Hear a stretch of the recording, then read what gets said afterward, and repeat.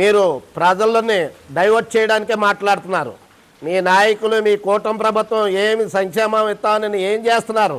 2 సంవత్సరాలు అయింది. 2 సంవత్సరాల నుంచి ఏం చేస్తున్నారు? గ్రామాల్లో ఇవాళ బీసీలకు 50 సంవత్సరాలకే పెన్షన్ ఇస్తున్నారు. ఇచ్చారా నానాజీ గారు? మీ కాన్స్టిట్యున్సీలో ఎంతమందికి ఇచ్చారు? బీసీ నాయకులకి 50 సంవత్సరాలకి ఇచ్చారా? ఈ పథకాలని డైవర్ట్ చేయడానికి మాట్లాడుతున్నారు. అలాగే మీరు ఇవాళ అమ్మఒడి పెట్టారు కాపులకి, మీ పార్టీలో పెట్టారా? ఆ పథకాన్ని కాపీ కొట్టి వందనం అని మాట్లాడుతున్నారు. కాపులకి ఇచ్చారా? కాపులకి ఇస్తే మాట్లాడండి. మీరు ఛాలెంజ్లు చేస్తున్నారు కదా, రాజకీయ ఛాలెంజ్లు. ఆయన ట్రాక్ రికార్డు తెలుసా అండి మీకు నానాజీ గారు? ఆయన ట్రాక్ రికార్డు తెలుసా? ఈ దేశంలోనే కాదు, ఈ రాష్ట్రంలోని దేశంలోని కూడా హైయెస్ట్ మెజార్టీ వచ్చిన ఎంపీ ఆయన. ఎంపీ 5,70,000 మెజార్టీతో ఎంపీ సీట్ నెగ్గారు. మీ పార్టీలు, మీరు ఇప్పుడు కూటమిలో ఉన్న పార్టీలు డిపాజిట్లు రాలేదు అక్కడ, మీరు పోటీ చేయని పార్టీలకి. ఆ విషయం మర్చిపోయారేమో. ఆయన కాకినాడ రూరల్ వచ్చి పోటీ చేయవలసిన అవసరం లేదు. మీకు పోటీ చేయవలసిన నాయకులు మేములాట వాళ్ళే సరిపోతాం ఇక్కడ. ఎందుకంటే ఈవీఎంలు ఉంటే ఎవరన్నా 70,000 50,000 మెజార్టీలతో నెగ్గుతారు. మా వెంకటరెడ్డి గారు చెప్పారు కదా, ఆ విషయాలన్నీ మీకు గుర్తు ఉంటే చూడండి ఒకసారి వీడియో, అర్థమవుతుంది. ఎందుకంటే ప్రతి విషయాన్ని రాజకీయం చేసి ప్రజలకు ఏమీ చేయకుండా డైవర్ట్ చేయకండి. మీరు ప్రజలకి కాకినాడ రూరల్లో మీరు ఎంతమంది కాపు మహిళలకి మీరు డబ్బులు ఇచ్చారు, వేయించారు, ఆర్థికంగా ఎంతమందిని ఆదుకున్నారు? మీరు కాపులు, మేము రెడ్డి కాపులు అంటున్నారు. మీరు ఏ కాపులు అవుతారు?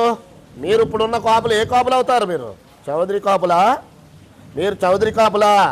ఈ కులాన్ని దిగజార్చకండి మీ రాజకీయాలకి. కాపులు అందరూ ఒకటే, ఏ పార్టీలో ఉన్నా భావాలు ఒకటి కిందే మాట్లాడాలి. కాపుల్ని దిగజార్చి మీరు రెడ్డి కాపులు, మీరు ఏదో ఉన్నతమైన కాపులు అనుకుంటున్నారేమో, మీరు ఊడుగు కాపులు అవుతారు.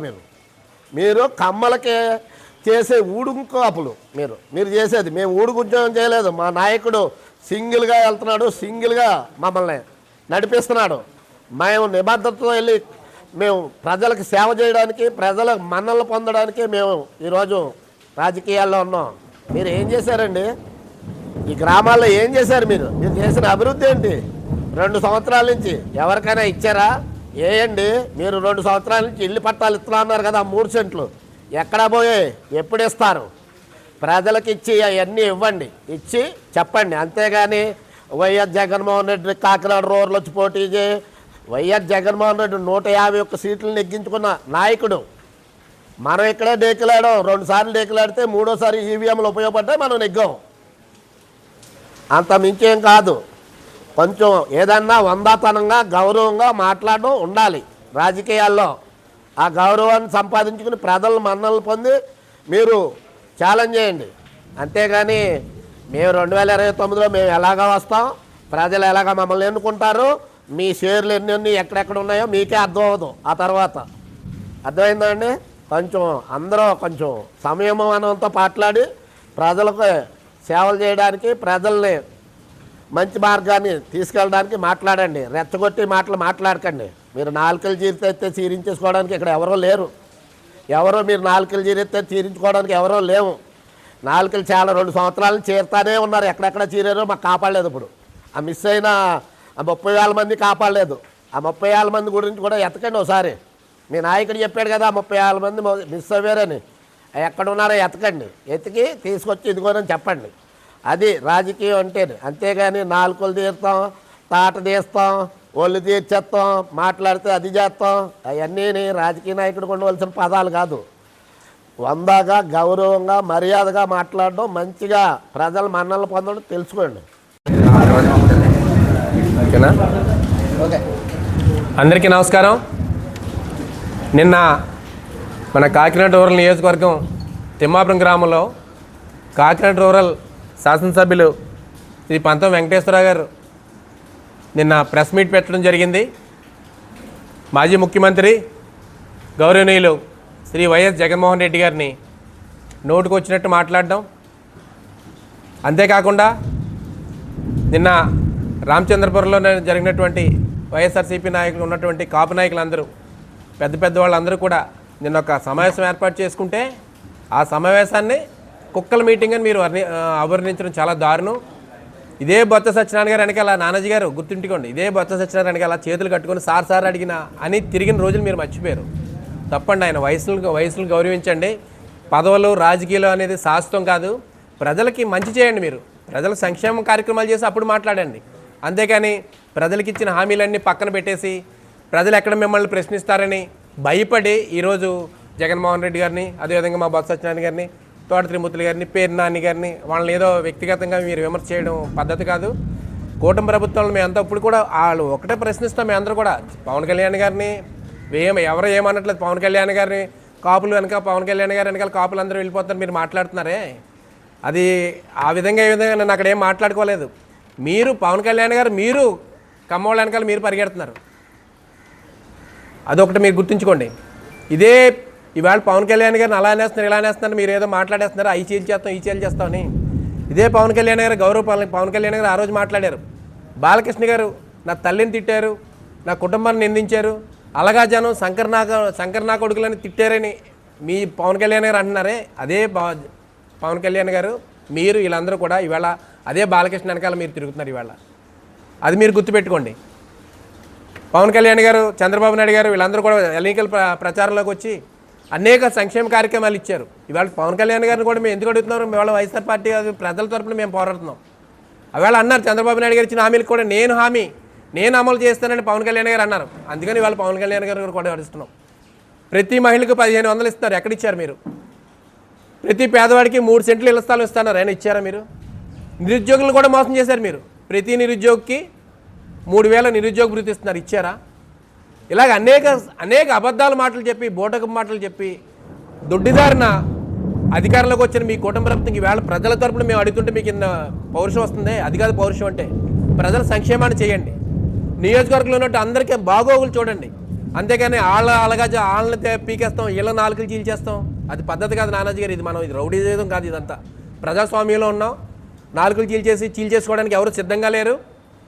అది మీరు దయచేసి మీ భాషను మార్చుకోండి. జగన్మోహన్ రెడ్డి గారు అనే స్థాయి ఇవాళ మీకు లేదు.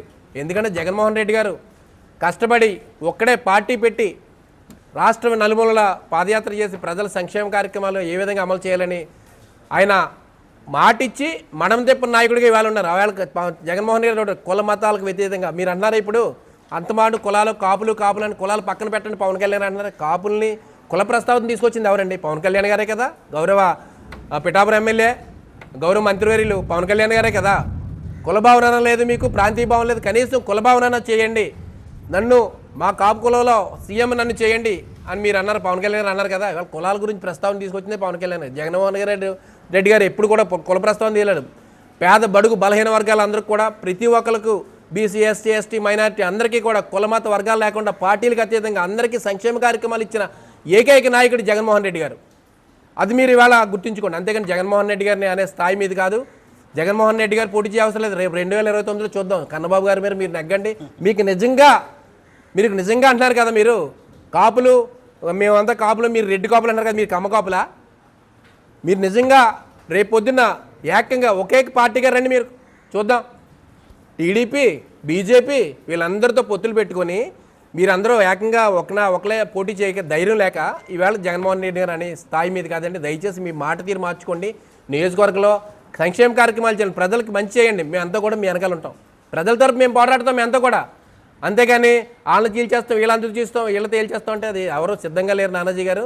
దయచేసి మరొకసారి చెప్తాం, మా జగన్మోహన్ రెడ్డి గారు అనే స్థాయి మీద కాదు, బొత్స సత్యనారాయణ గారు అనేది స్థాయి మీద కాదు. మరి ఇంకొకసారి చెప్తాను, బొత్స సత్యనారాయణ వెనకాల చేతులు కట్టుకుని సార్ అని తిరిగిన రోజులు మర్చిపోయారు. ఇవాళ మీరు బొత్స సత్యనారాయణ గారిని కూడా మాట్లాడుతున్నారు. ఇవాళ చాలా తప్పు. గతంలో కూడా మీరు బొత్స సత్యనారాయణ గారిని కూడా ఇలా ఏకవచనంతో సన్నాసులను మాట్లాడారు. మీకులాగా సన్నాసులు ఇలాగ మాట్లాడి సభ్యత సంస్కారం మా దగ్గర లేదు. మేము సంస్కారంగా మాట్లాడతాం, గౌరవంగా. ఇవాళ మీ గౌరవ శాసనసభ్యులు గారు అంటున్నాం మిమ్మల్ని, అంతేగాని వేరే రంగా మేము మాట్లాడలేదు. అందుకని దయచేసి నానాజీ గారు ప్రజల సంక్షేమ కార్యక్రమాలు చేయడం మీరు ముందుండండి.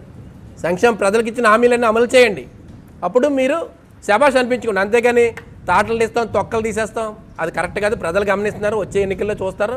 నిజంగా మీరు మరొకసారి చెప్తున్నాం, వచ్చే ఎన్నికల్లో మీరు కూటమిగా కాకుండా జనసేన పార్టీగా మీరు పోటీ చేయండి, నెగ్గండి.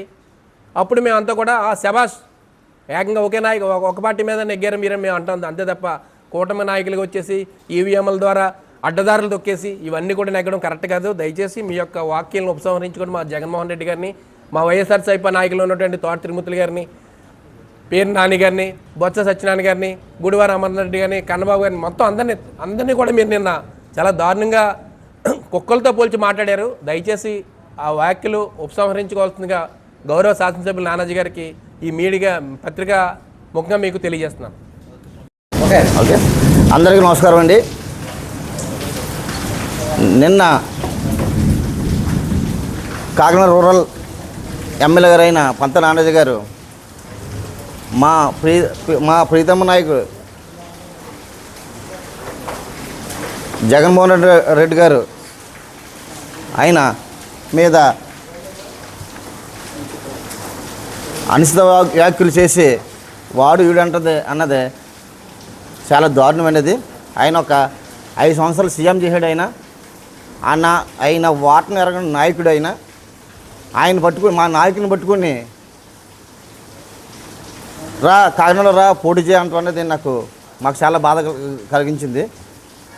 ఎందుకంటే మనం 2 సార్లు ఓడిపోయి 3సారి 3 పార్టీల్లో పొత్తు పెట్టుకుని మన నెగ్గే ఎమ్మెల్యేలు మనం.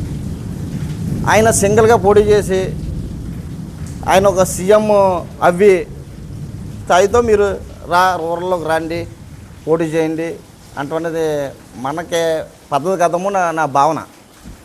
అలాంటి వాక్యులు మా కార్యకర్త అందరికీ బాధ కలిగిస్తాయి. కానీ అవన్నీ పంత నానాజీ గారు మనం రాజకీయం చేత హోందాగా చేయాలి, హోందాగా ఉండాలి, ప్రజలకు ఎప్పుడు అందుబాటులో ఉండాలి, ప్రజలకు మంచి చేయాలి తప్ప కానీ ఒక నాయకుని తీడేస్తే మనం ఏదో మంచి పని చేస్తాం అన్నది అది ఈ రోజుకే ఉంటుంది తప్ప 2 రోజుకే ఉండదు. కాబట్టి మీరు ఆ వాక్యాలు అన్నీ వెనక్కి తీసుకోమని కోరుకుంటున్నాం. ఇదే పవన్ కళ్యాణ్ కోసం మాడితే 4 తీరేస్తాం అంటున్నారు. పవన్ కళ్యాణ్ గారు యువతకి 10 లక్షల రూపాయలు పెట్టుబడి పెట్టి ఫ్యాక్టరీలు పెడతాం,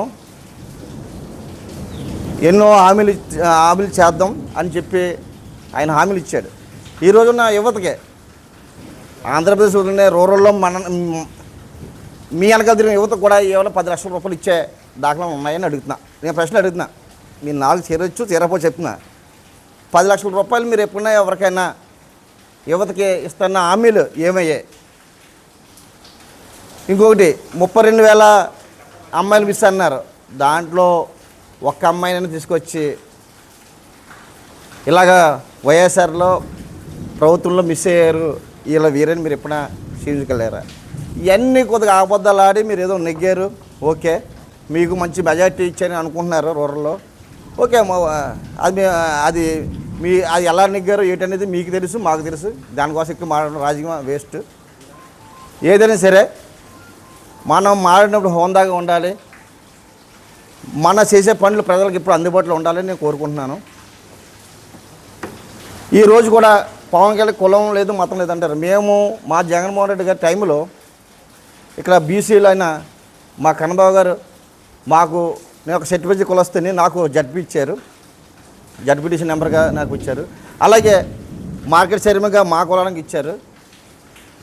ఎన్నో కన్నబాబు గారు కానీ జగన్మోహన్ రెడ్డి గారు కానీ మా కులాన్ని చాలా సర్టిఫికేట్లు అందరూ కూడా చాలా బాగా చూసుకున్నారు. ఇక చూస్తే మీరు ప్రభుత్వం వచ్చే 2 సంవత్సరాలు ఇక బీసీలో సర్టిఫికేట్లు కానీ ఎస్సీలు కానీ ఒక నామినేట్ పోస్ట్ అనేది నేను చూడలేదు. అంటే ఇదేనా కులాలందరినీ సమానంగా చూస్తాం అన్నది ఏదన్నా నేను అడుగుతున్నా సూటుగా. మార్కెట్ చైర్మన్ కూడా ఇప్పుడు వచ్చి ఏకరంగా ఇచ్చే ఇది కూడా లేదు మీకు. మీరు మా నాయకుడి కోసం మాట్లాడుతున్నారు చాలా. ఏమైనా సరే ఈ వ్యాఖ్యలు వెనక్కి తీసుకోమని పంత నానాజీ గారిని కోరుతున్నాం. థ్యాంక్ యూ అందరికీ.